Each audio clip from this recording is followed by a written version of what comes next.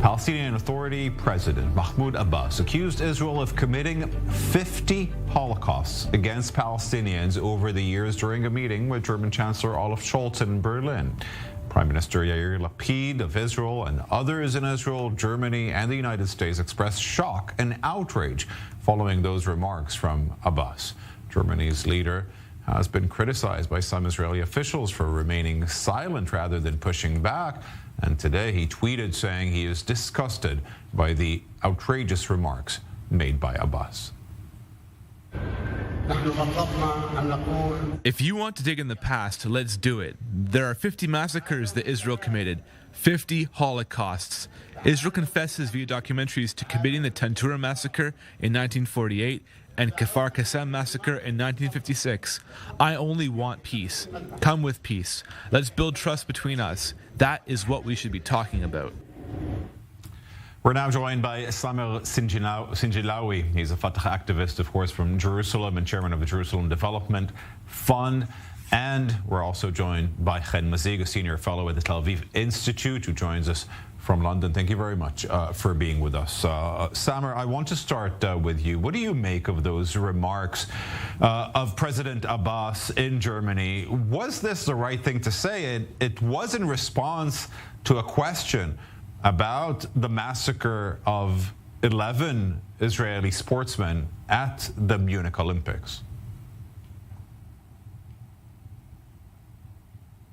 First of all, let us make sure that Abbas, not only in this issue, but in everything else, is irrelevant to the Palestinians. He's not the right person to be spokesperson for the Palestinians. He has been forcing himself for 17 years, self-employing himself as the president, denying the Palestinian people the right of elections. So I don't want the international community and the media to take these statements and quote them as representing or reflecting what Palestinians think.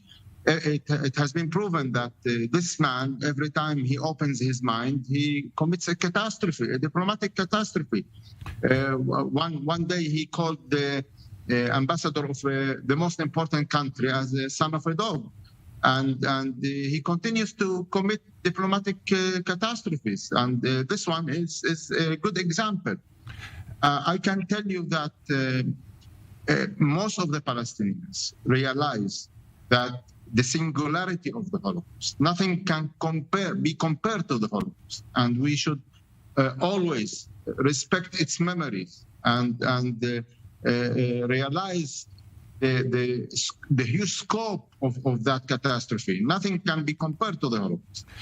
But also, and not to compare and not to relate to, but also the Israeli occupation is not something that can be tolerated by Palestinians. And I think Abbas a little bit, he does not control his feelings. He does not control his attitude. And that's why sometimes he goes out with such statements that brings a lot of negativeness towards the Palestinians. And Samer, is this a sentiment also with Palestinian media today and other officials in the Palestinian Authority? Because it was an opportunity for President Abbas to also win the hearts and minds of the German people and get an embrace from Germany for the Palestinian cause. The other thing, it seems, happened. So it doesn't work at all in the benefit of the Palestinian people if an incident like this takes place on the floor of the Bundestag. I am not sure that Abbas really cares to represent the interests of the Palestinians. I don't think he serves the interests of the Palestinians. He works everything possible against the interests of the Palestinians on daily basis, on his strategy, on his attitude, in his corruption, the way that he has harassed the Palestinian people for the last 15 years, the way that he makes sure that there will be a split between Gaza and the West Bank, a split among Fatah, the way that he has make a war against the freedom of speech. He destroyed all the institutions, the Legislative Council, the judicial system, the media. He controls the money. He controls everything. So this man does not really work to achieve a Palestinian interest. Okay. Everything that he only serves himself. He wants to be staying in power. And unfortunately, he has the support of the Israeli security. He's there as leader of the Palestinian, as president, because only the Shin Bet wants him to continue to be the Palestinian leader. Okay, I want to also hear from Hen Mazzig today, Samer. I want to also hear from Hen Mazzig. Hen, you saw that speech of Mahmoud Abbas yesterday in Germany. How did you feel? It's not the first time that we're hearing this comparison, and I'm really happy to hear that Samer is critical of the statement. I really think it's important to never add a but after you say that the Holocaust was a terrible thing that we need to remember. And if we don't want to compare it to anything, we shouldn't compare it to anything. It's clear as that. I think he made this comparison to get the public talking about the Palestinian issue, but by making this hyperbolic comparison, if anything, it turned people away from this cause. And I think that in general, weaponizing the Holocaust to attack Jews today is an act of hate. It's anti-Semitism. It's not okay to compare Jews or the Jewish state of Israel to Nazis. It's called Holocaust invasion, and that's what he was doing. But, Hen, and allow me to include a but here for the sake of the discussion, we're very good, Jews, at arguing that our Holocaust was the only one in history. There were other Holocausts, right? Cambodia, there was the Armenian Holocaust, 3 million people, 1.5 million people, 800,000 people in Rwanda, according to estimates.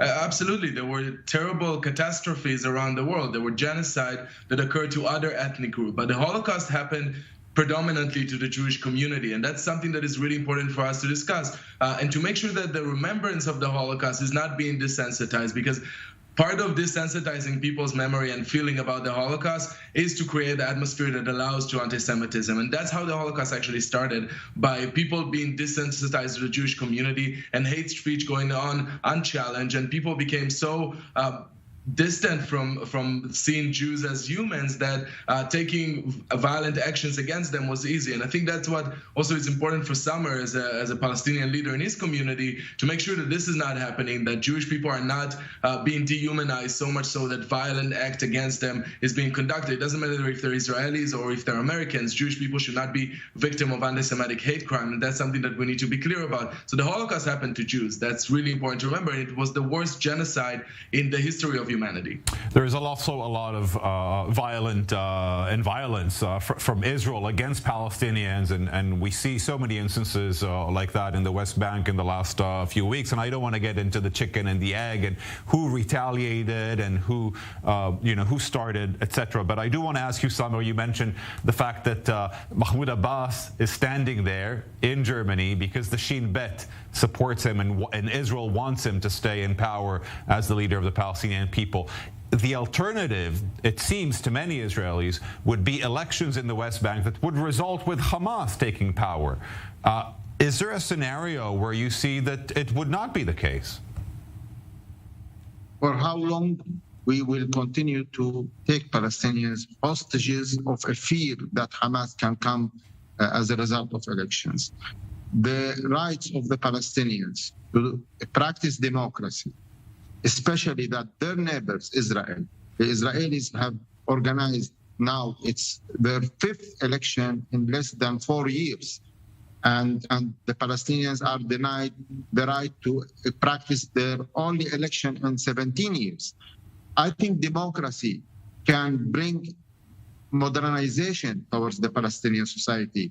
If you give the Palestinians tools to express their points in election boxes and to be more engaged in politics, this will decrease a lot the violence. There will be other ways to express opinion and be engaged internally and externally.